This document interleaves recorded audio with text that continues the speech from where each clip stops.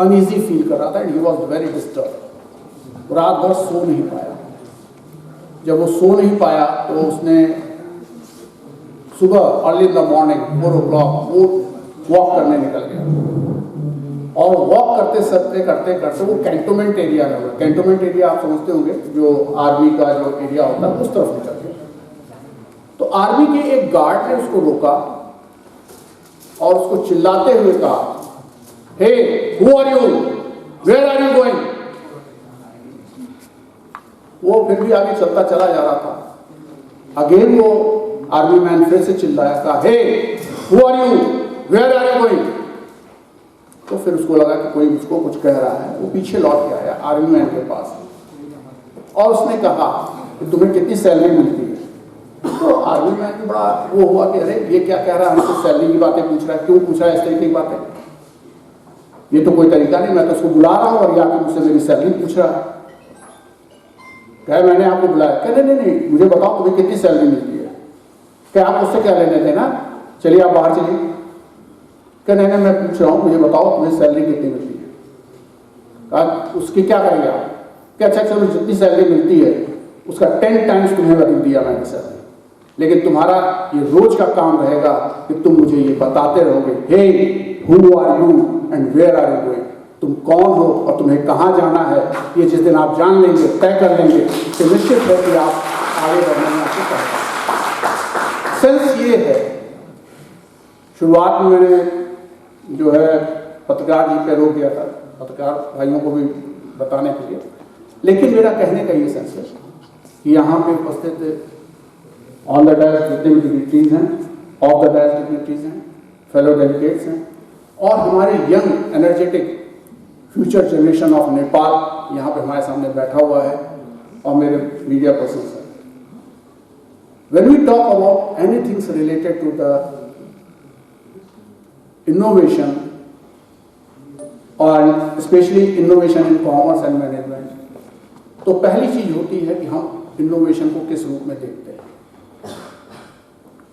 Innovation का मतलब ये है कि आप पहले अपने आप को समझिए, पहले कंट्री को देखिए, कंट्री आपसे क्या चाहती है,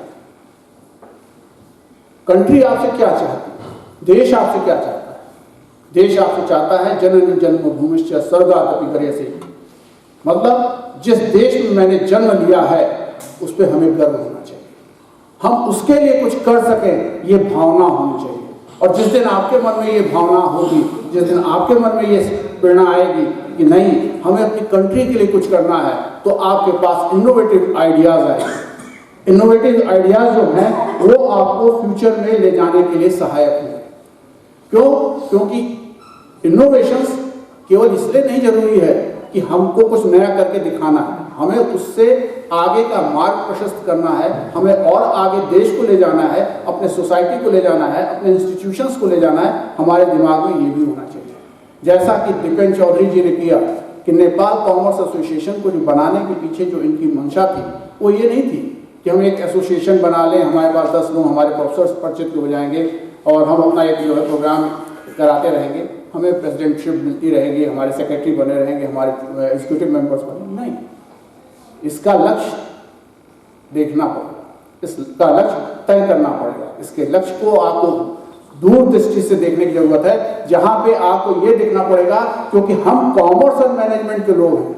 अगर हमने उस तरीके से नहीं सोचा, हमने उस तरीके से नहीं देखा कि हम अपने देश को किधर ले जा सकते हैं, हम अपने देश की इकोनॉमी को किस तरफ ले जा सकते हैं, तो फिर हमारा आपका कॉमर्स और मैनेजमेंट पढ़ना बेकार है। क्योंकि हम इन रियल सेंस में वो कंट्रीब्यूटर हैं जहां पे हमको लगता है कि हम अपनी कंट्री को बहुत कुछ दे सकते हैं, हम पॉलिसी मेकर्स के रूप में अपने को डेवलप कर सकते हैं, हम वो डिसीजंस लेने के लिए जो है लोगों को प्रेरित कर सकते हैं जो कि हमारी इकोनॉमी को बेनिफिट दे। आज हम सभी यहाँ पे बैठे हुए हैं, जब कभी भी बात आती है कॉमर्स और मैनेजमेंट की तो इनोवेशंस की, तो इनोवेशन की शुरुआत होती है कि हम उस इनोवेटिव अप्रोच को कैसे डेवलप करेंगे। उसके लिए इंफ्रास्ट्रक्चर चाहिए।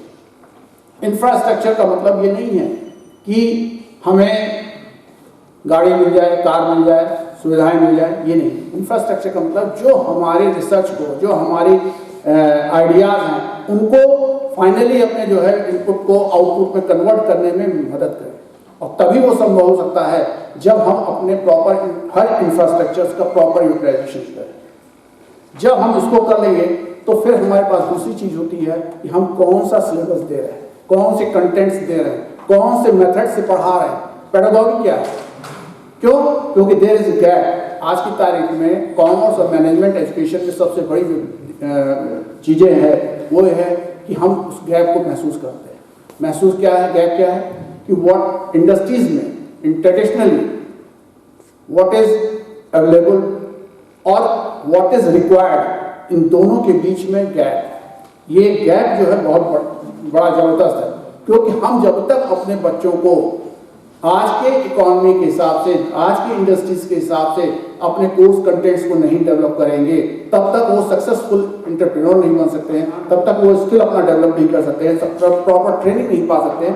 और इसके लिए जरूरी होता है कि हम अपनी पेडागॉजी को इस तरीके से डिजाइन करें, अपने कोर्स कंटेंट्स को इस तरीके से डिजाइन करें, उसमें on the job training, of the job training, लेकिन वो ट्रेनिंग का एक पार्ट वहाँ पे जरूर रहना चाहिए, जिससे कि हम उनको वो स्किल डेवलप करवा सकें, जिससे कि कल की तारीख में वो अच्छे एक मैनेजर के रूप में, एक अच्छे एंटरप्रेन्योर के रूप में, एक अपने को सेल्फ सस्टेन कंट्री के पर्सन के रूप में डेवलप कर सकें। दूसरी बात है कि जो बातें महतो सर ने भी की और भी लोगों ने कही कि रिसर्च का पर्पस ये है जितने भी इनोवेटिव आइडियाज हैं उनको कन्वर्ट करिए, उनको ब्लैक एंड व्हाइट में लाइए।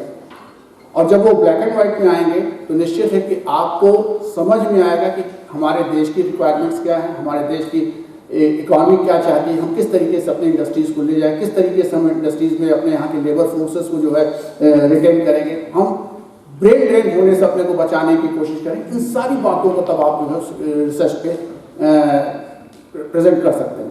देन हमें स्किल डेवलपमेंट और वोकेशनल कोर्सेज के लिए भी अपने आप को तैयार करना पड़ेगा।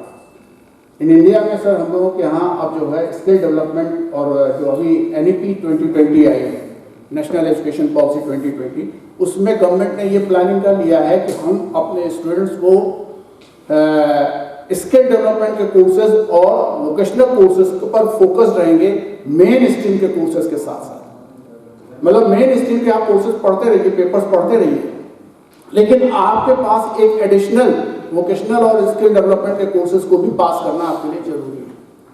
इसके साथ साथ सोसाइटी के लिए क्या क्या चीज़ों की आवश्यकता है, उस तरीके के भी कोर्सेज को हमको देखने की जरूरत है और उनको हम डेवलप करें। और वो कोर्सेज भी हमारे यहाँ पढ़ाए जा रहे हैं जो सोसाइटी के लिए जरूरत है। जैसे सोसाइटी में क्या क्या जरूरी है, इन्वायरमेंट जानना जरूरी है, हेल्थ के विषय में जानना जरूरी है, योगा के विषय में जानना जरूरी है, तो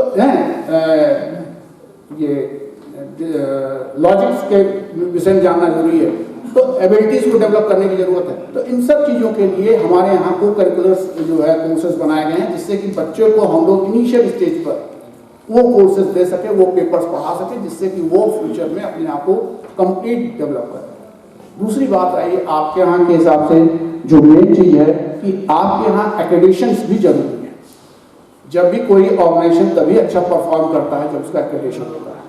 जैसे हम लोगों के यहाँ NAAC है, उस तरीके से अब यहाँ भी जब शुरू होगा, और यहाँ है कि नहीं एक्रेडिशन की व्यवस्था है, यहाँ है, तो एक्रेडिशन होता है।